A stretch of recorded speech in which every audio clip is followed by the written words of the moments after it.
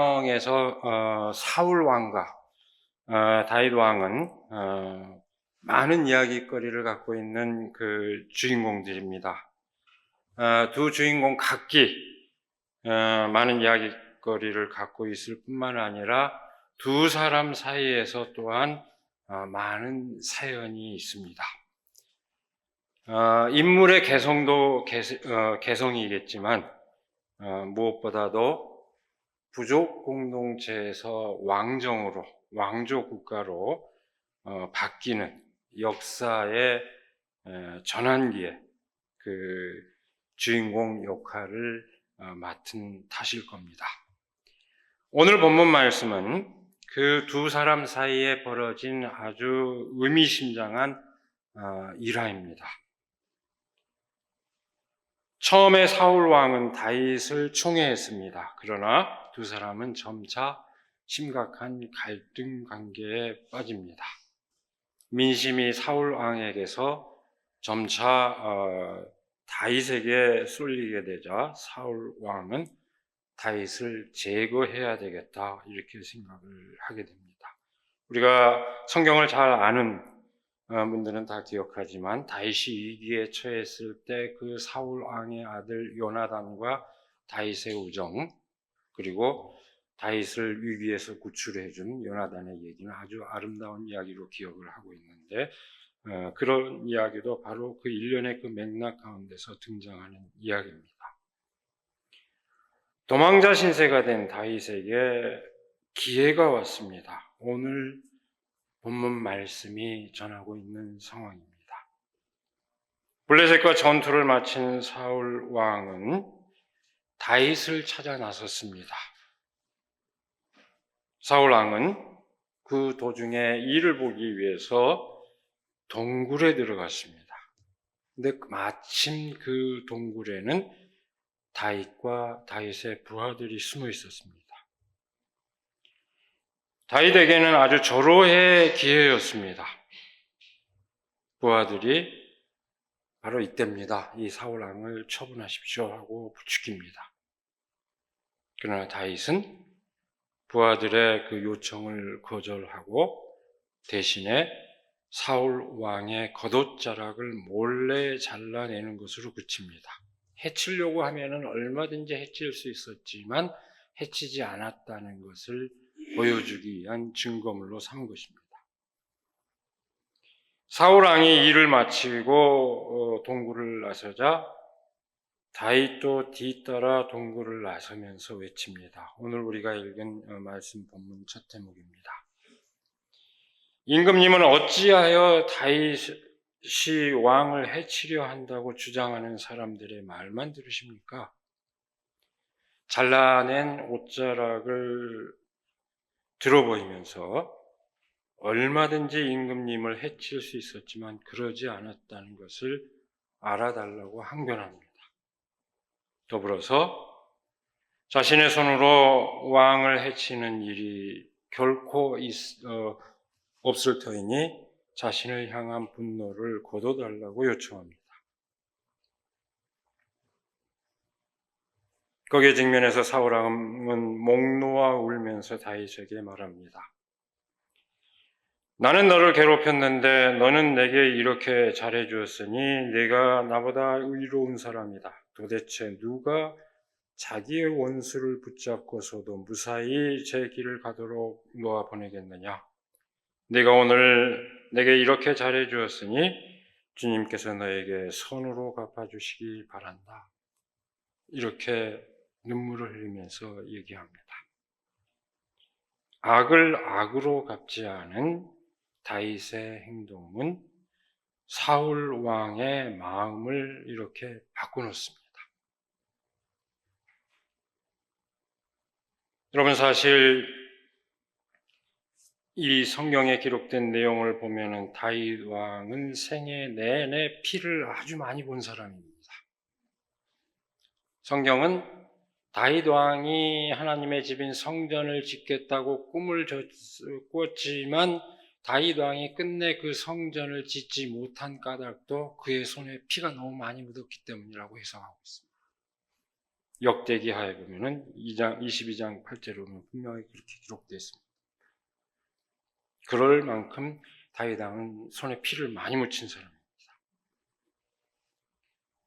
오늘 본문 말씀은 피비린내가 날 수도 있는 상황이었으나 그런 사태가 벌어지지 않은 그런 사연을 전하고 있습니다.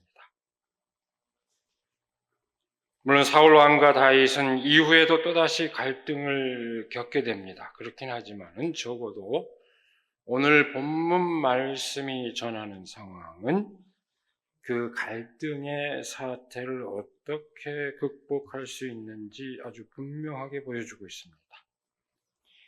오늘 본문 말씀은 선과 악의 아주 명확한 이분법 또는 선한 사람과 악한 사람의 아주 딱 갈라지는 그 명확한 이분법으로만 사태를 이해해서는 안 되는 그런 상황을 잘 보여주고 있습니다. 성경을 잘 아는 사람들이 오히려 갖는 편견이 있습니다. 사울 왕은 하나님과 백성으로부터 버림을 받았기 때문에 악한 사람이고 그 대신에 선택받은 다윗 왕은 선한 사람이다 하는 이런 일종의 편견입니다. 그렇게 이해하는 태도입니다. 그러나 성경을 더 깊이 들여다보면 꼭 그렇지 않습니다. 오히려 사울 왕에게 연민을 느낄 수밖에 없는 면모들도 많고 정반대로 다윗 왕에게 도저히 용납하기 어려운 과오와 허물을 지닌 면모 또한 눈에 띕니다. 유명한 스캔들이라든지 여러 가지 얘기들이 많지요. 과욕을 부린다든지 하는 이런 것들이 많습니다. 성경은 그렇게 허물을 지닌 인간들이 하나님 앞에서 그리고 사람들 가운데서 그럼에도 불구하고 어떻게 하나님의 의를 이뤄가는지 그것을 아주 생생하게 증언하고 있습니다.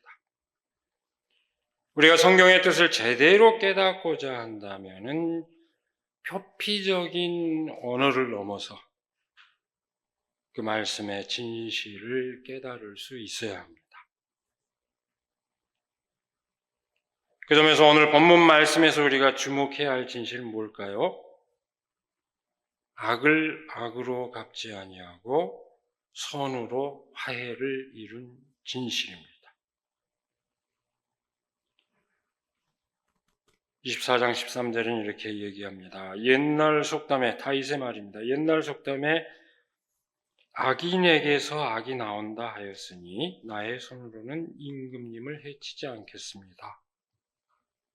이 말은 1차적으로 다윗 자신에 대한 변론일 수 있지만 또 다른 한편으로는 그 옛 속담의 그 편견을 무너뜨리는 이야기이기도 합니다. 이것이 다윗 자신에 대한 변론일 수 있는 것은 나는 악인이 아니기에 절대 임금님을 해칠 리 없습니다. 라는 이렇게 새길 때 이것은 일종의 다윗에 대한 변론입니다. 변론이 될 수 있습니다. 다윗의 선의에도 불구하고 사울이 그 선의를 받아들이지 않았다면 다윗 자신에 대한 변론으로 이 이야기는 그쳤을 것입니다. 그러나 다윗이 볼 때 자신에게 악한 의도를 지니고 있는 사울을 향하여 그 말을 하고 있고 또한 사울이 다윗의 말을 받아들이는 것으로 이 성경 이야기는 귀결되고 있습니다. 바로 그 점에서 이 이야기는 그 옛날 속담의 뜻을 부정하고자 하는 강력한 의지를 함축한 것으로 새길 수 있습니다. 그래서 여러 가지 번역본을 참조해 보면은 영어의 고전적인 RSV 성경은 그것을 그러나라고 얘기하고 있습니다. 악인에게서 악인이 나오지만 저는 임금님을 해칠 리 없습니다라고 그렇게 역적으로 순적 관계가 아니라 그렇게 해석을 하고 있습니다. 그러니까 이 이야기는 그 옛날 법칙에 그렇게 사람들이 믿고 있는 그 법칙에 매여 있는 한 서로 살 길은 없습니다. 상생의 길은 없습니다 하는 이야기가 됩니다. 악을 악으로 갚지 아니하고 선으로 화해를 이룬 사건, 딱 줄여 얘기하자면 오늘 본문 말씀은 그 진실을 말하고 있습니다. 성경은 다윗 왕의 아주 다양한 면모를 감추지 않고 다 드러내 보여줍니다. 그 면모가 어떤 걸까요? 크게 세 가지로 집약할 수 있습니다. 첫 번째로 다윗 왕은 시와 음악을 사랑하는 그 섬세한 면모를 지닌 사람으로 알려져 있습니다. 시편의 많은 시편들이 다윗 왕이 지은 것으로 그렇게 믿어지고 있죠. 전해지고 있고, 심지어 사울 왕이 괴로워할 때도 수금을 타서 사울 왕의 마음을 평정시켜주는 역할을 할 만큼 아름다운 음악을 살아가는 그런 소년으로도 등장합니다. 그 다음에 두 번째, 다윗 왕은 아주 탁월한 군사적 전략가로서 그 모습을 지니고 있습니다. 세 번째, 아주 권모술수에 능한 뛰어난 정치가로서의 면모를 동시에 갖고 있는 것으로 전해지고 있습니다. 그 다양한 면모를 감안할 때 오늘 본문 말씀은 전혀 또 다른 각도에서 볼 가능성도 있습니다. 역시 탁월한 군사 전략가이자 능수능란한 정치가로서 다윗이 취할 수 있는 최선의 태도였다. 여기서 사울왕을 해쳤다가 사울왕의 군대에서 공격받을 수 있는 가능성, 그렇게 했을 때 민심이 과연 나한테 돌아올까 할 수 있는 정치적 계산, 이런 동기가 작용했을 수도 있다고 볼 수도 있습니다. 개인적인 감정으로는 도저히 감내하기 어려운 상황이지만 역시 젊어서부터 경륜가다운 다윗의 어떤 처세를 드러낸 얘기로 볼 수도 있습니다. 줄여 얘기하자면은 애초 개인적인 동기상 다윗의 선한 의도를 강조하는 이야기로 볼 수도 있고, 공인으로서 다윗의 어떤 책임적인 태도를 강조하는 이야기로 볼 수도 있습니다. 어떻게 보든 다윗의 탁월한 태도를 강조하는 해석입니다. 이렇든 저렇든 적어도 본문 말씀이 증언하는 다윗의 탁월한 태도를 높이 사는 것은 아무런 문제가 없습니다. 마땅히 본받아야 하는 태도입니다. 그러나 만일 오늘 본문 말씀의 진실을 그저 다윗의 탁월함에 대한 이야기로 한정해서 받아들인다면 우리는 오늘 말씀의 절반의 진실밖에는 모르는 셈이 됩니다. 명확한 상대와의 관계 안에서 이루어진 행위요, 더불어서 상대의 변화를 불러일으키고 있는 그 진실을 우리는 깊이 새길 수 있어야 합니다. 나는 너를 괴롭혔는데 너는 내게 이렇게 잘해 주었으니 내가 나보다 의로운 사람이다. 도대체 누가 자기의 원수를 붙잡고서도 무사히 제 길을 가도록 놓아보내겠느냐? 내가 오늘 내게 이렇게 잘해 주었으니 주님께서 너에게 선으로 갚아주시기 바랍니다. 바로 이 진실. 다윗이 그 변화를 이끌어내고 있는 진실을 우리는 오늘 말씀을 통해서 새길 수 있어야 합니다. 여러분, 성경이 이 이야기를 비중 있게 전하고 있는 까닭이 과연 무엇일까요? 단지 다윗 왕의 탁월함을 전하고자 하는 뜻만은 아닙니다. 본문 말씀을 찬찬히, 너무 길어서 앞부분은 우리가 봉독 시간에 안 읽었습니다만 찬찬히 들여다보면은 이 성서의 기록자가 얼마나 많은 생각을 하면서 이 이야기를 전하고 있는지 여실히 드러납니다. 고대의 어떤 이야기라고 해서 이 이야기가 아주 투박한 이야기라고 생각을 해서는 안 됩니다. 여러 가지 차원을 동시에 헤아리면서 이 이야기를 기록하고 있습니다. 제가 이 시간 그런 얘기는 다 생략합니다만, 그럼에도 불구하고 이 이야기의 핵심적인 요체는 갈등과 불화를 극복하는 그 길이 과연 무엇인지 일깨워주고 있다는 것이 오늘 말씀의 그 핵심입니다. 오늘 이 이야기의 진실이 새삼스럽게 우리에게 다가오는 이유가 뭘까요? 오늘 우리는 6.25 민족 화해주의를 지키고 있습니다. 지금 이 자리에는 그 전쟁을 직접 체험했던 세대도 계시고 정말로 아득한 옛날 이야기로 느끼는 세대가 한자리에 함께 있습니다만 6.25 민족 화해주의를 지키고 있습니다. 동족 상잔의 비극을 기억하면서 오히려 화해의 길을 찾고자 하는데 그 뜻이 있습니다. 민족 화해주의로 지키는 뜻입니다. 저희가 어렸을 때는 상기하자 6.25 이렇게 기억했지만 교회에서는 오히려 민족 화해주의로 이것을 지키고 있는 뜻입니다. 오늘 세계 상황이 어떻습니까? 우크라이나 전쟁이 몇 년째 지속되고 있습니다. 그리고 전쟁이라고 말하는 것이 과연 타당한 것인지 의심스러울 정도의 그런 사태가 팔레스타인에서 계속되고 있습니다. 팔레스타인에서의 그 학살이 지속되고 있습니다.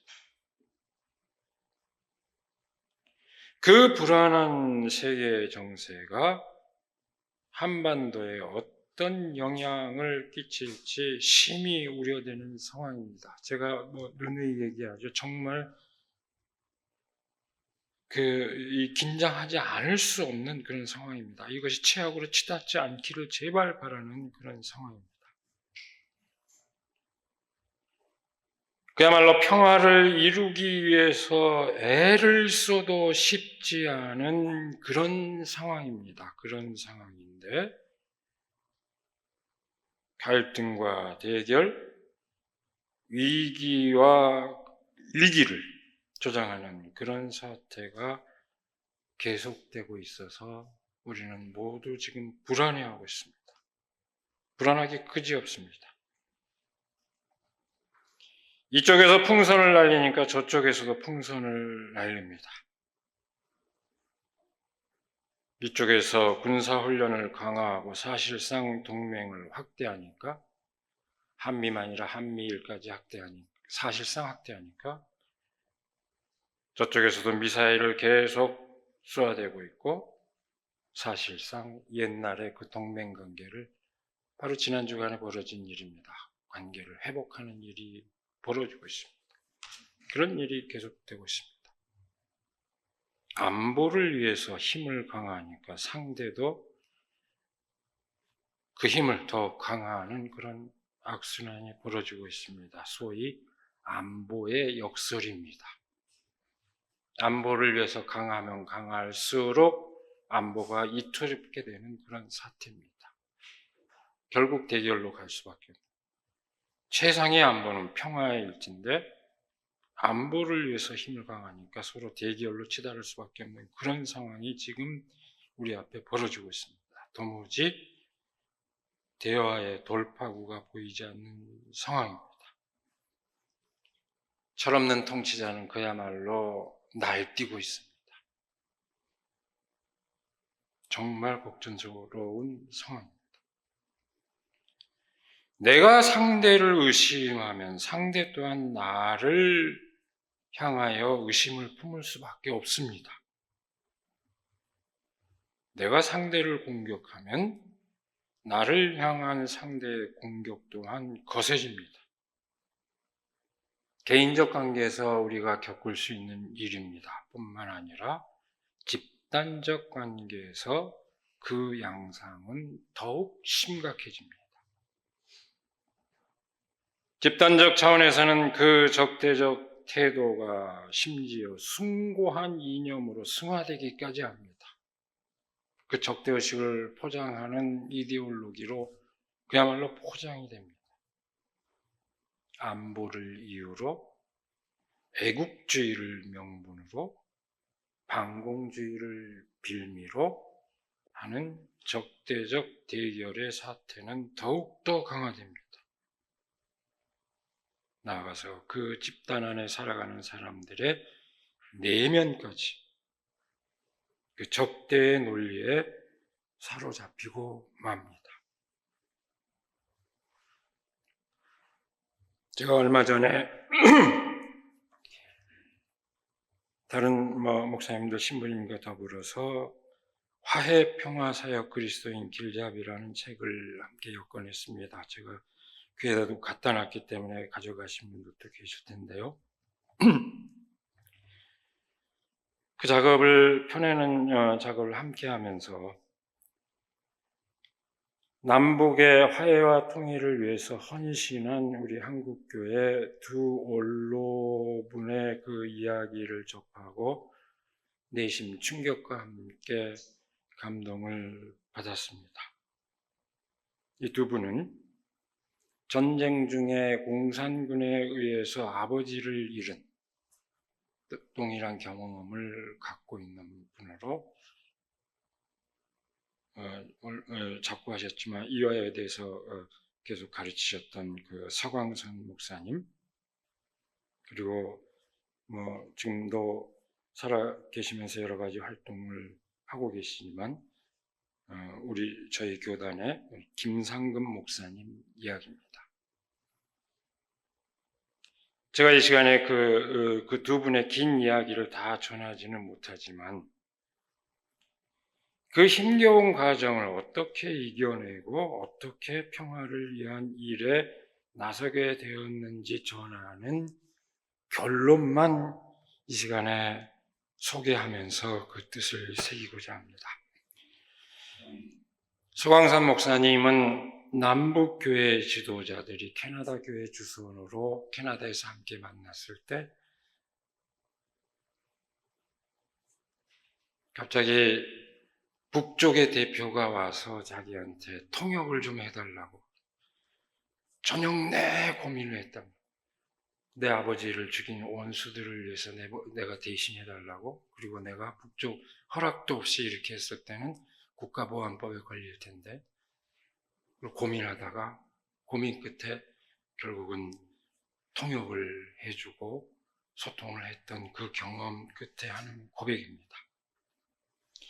북에 있는 적을 도왔으니 법에 걸리겠구나 싶었지만 원수를 갚아야 한다는 강박관념에서 해방되는 해방감을 느꼈습니다. 은혜의 순간, 원수를 사랑하게 하는 기회의 순간 같았습니다. 그 이후 나는 자유롭게 북에 대해, 평화와 통일에 대해 이야기합니다. 2004년 평양을 방문했을 때 300명 교인들 앞에서 설교를 하며 이 이야기를 나눴고 모두 함께 울었습니다.